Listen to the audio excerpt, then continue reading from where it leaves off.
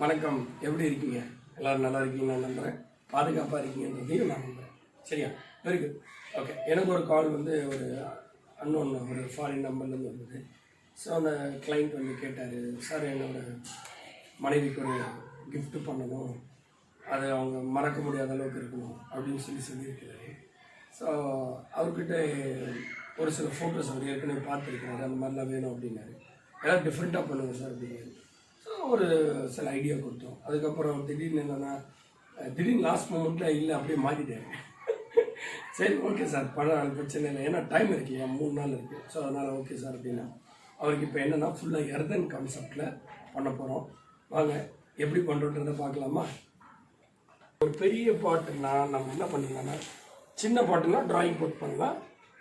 இப்போ பெரிய பாட்டுனா இந்த மாதிரி ஒரு அவுட்டர் லைன் மாத்திரம் கொடுத்துக்கிட்டு பாட்டை அப்படி வெளியேற்றணும்.